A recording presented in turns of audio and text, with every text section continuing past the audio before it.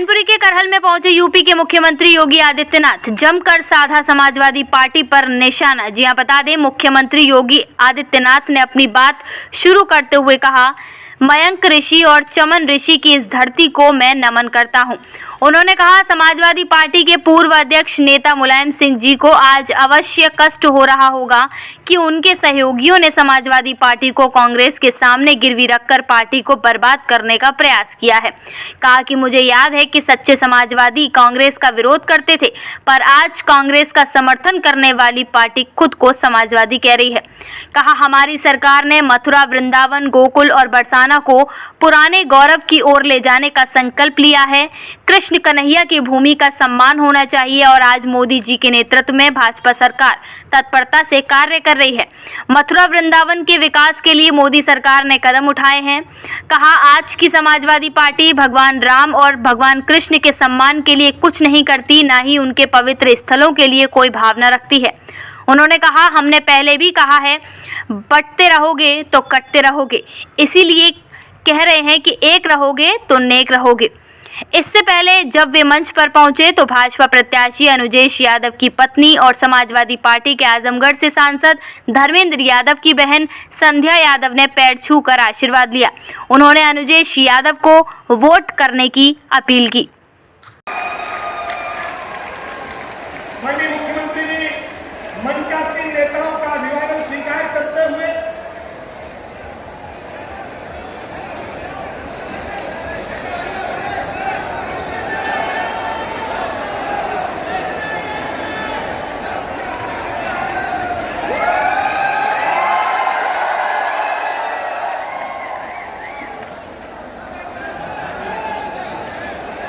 मंचासीन अतिथियों से निवेदन है कि कृपया अपना स्थान ग्रहण कर लें। जो हमारे मंचासीन अतिथि सभी से निवेदन है, कृपया अपना स्थान ग्रहण कर लें। पूज्य महाराज आपको मैंने सुना है कि लोकसभा चुनाव में जिन्होंने खटाखट की बात कही थी, खटाखट का क्या किसी को 1,000 रुपए इन्होंने दिया है क्या? किसी को दिया है क्या? मैनपुरी वासियों को बताओ, क्या लोकसभा चुनाव के बाद किसी के खाते में पैसा आया क्या? तो इन्होंने झूठ क्यों बोला? ये कहते हैं कि मोदी जी अगर आएंगे तो संविधान बदल देंगे। क्या मोदी जी को फिर से तीसरी बार प्रधानमंत्री बन भी चुके हैं और बनने के बाद 6 महीने का कार्यकाल उनका पूरा हो गया? क्या संविधान बदला गया? क्या आरक्षण समाप्त हुआ क्या? अरे मोदी जी पहले प्रधानमंत्री हैं जिन्होंने बाबा साहब भीमराव अम्बेडकर के पंचतीर्थों को निर्माण करके बाबा साहब भीमराव अम्बेडकर को सम्मान दिया। मोदी जी लेकर दे लोगों को 12 करोड़ अन्नदाता किसान के पास प्रधानमंत्री किसान सम्मान निधि का लाभ पहुंच रहा है। 50 करोड़ लोग आयुष्मान भारत की सुविधा से पूरे देश के अंदर लाभान्वित हो रहे हैं।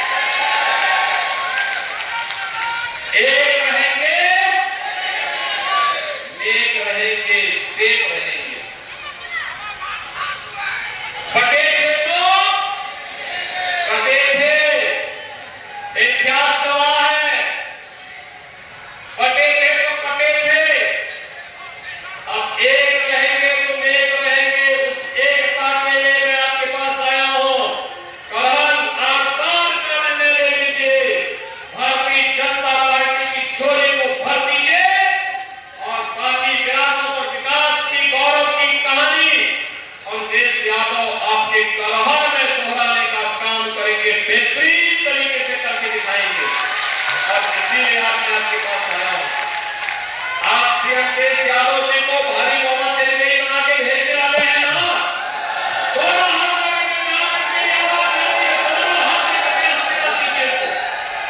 सभी लोग सहमत हैं। पीछे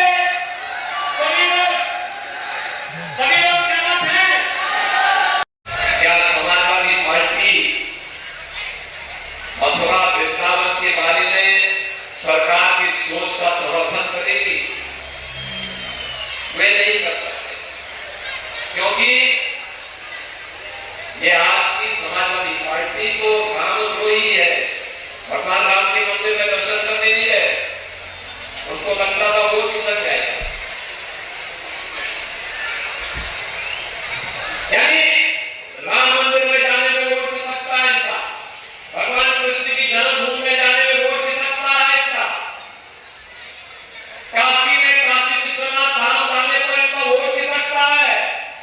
अरे हमारे आरक्षियों का जब आप सम्मान नहीं कर सकते, पूछना चाहिए तो फिर हमारा वोट देने के लिए भी क्यों आप आते हैं? तो टुटाइए करहल नहीं होगा, आपको उनको जवाब देना चाहिए। और जवाब करहल एक परिवार की आप बैंक चढ़ा देंगे तो फिर वे कभी आएंगे नहीं, चुनाव में क्यों दिखाई देते हैं, बाकी तो फिर सब गायब होते हैं। बाकी तो गायब। और इसीलिए हम लोगों ने तय किया है कि मुकेश यादव यहां से चुनाव लड़ेंगे तो यहां पे रहकर के जनता जनार्दन की सेवा करेंगे। यही से टेलीफोन से हमसे कह देंगे कि विकास यहाँ वापस विकास आएगा। जितना विकास कहेंगे उतना विकास यहाँ आएगा, लेकिन इसके लिए अच्छे लोगों को चुनना पड़ेगा, जुझारू लोगों को चुनना पड़ेगा, आपके बीच रह करके कार्य करने वाले लोगों को चुन के भेजना पड़ेगा। और बहनों भाइयों, मैं इसीलिए आपसे कहने नहीं आ रहा, मैं पूछना चाहता हूं, एक तरफ अपने पिता और समाजवादी पार्टी के संस्थापक स्वर्गीय मुलायम सिंह जी की भावना के कुछ समाजवादी पार्टी का आचरण, और दूसरी तरफ मैं उनसे पूछना चाहता हूं, समाजवादी पार्टी बताए भारतीय जनता पार्टी ने तो अयोध्या के लिए कहा था कि राम लला हम आएंगे, मंदिर नहीं बनाएंगे, हमने करके दिखा दिया। क्या समाजवादी पार्टी सहमत है? बताएं। हम तो कहते हैं कृष्ण कन्हैया हम आएंगे, आपकी भावनाओं का सम्मान कराएंगे, जल भावना का मथुरा में सम्मान कराएंगे। क्या समाजवादी पार्टी इसमें सहमत है? तो बताएं। भारत 370 को फिर से बहाल करना चाहते हैं। बहनों भाइयों, बाबा साहब भीमराव अम्बेडकर की भावनाओं के विरुद्ध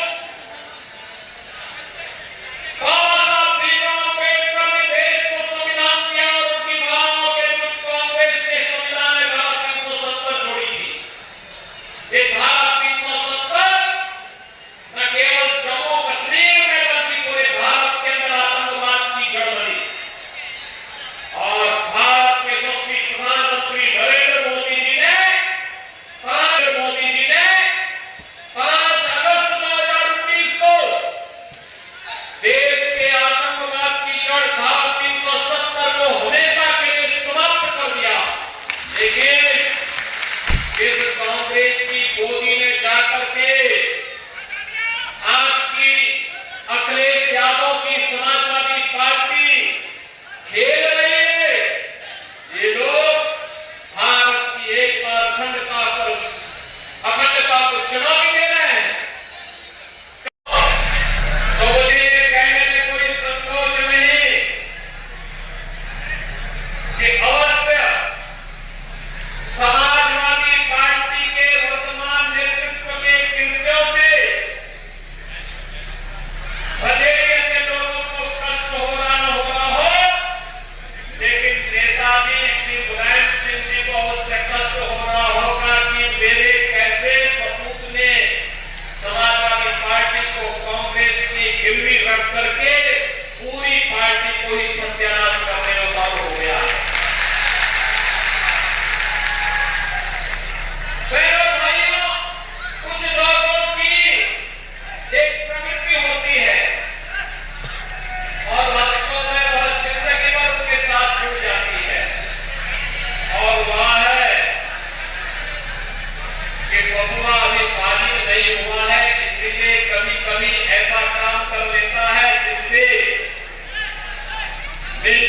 देशवासियों के सामने भी संकट खड़ा हो जाता है। आप सोचे, नेताजी जीवन भर कांग्रेस का विरोध करते रहे।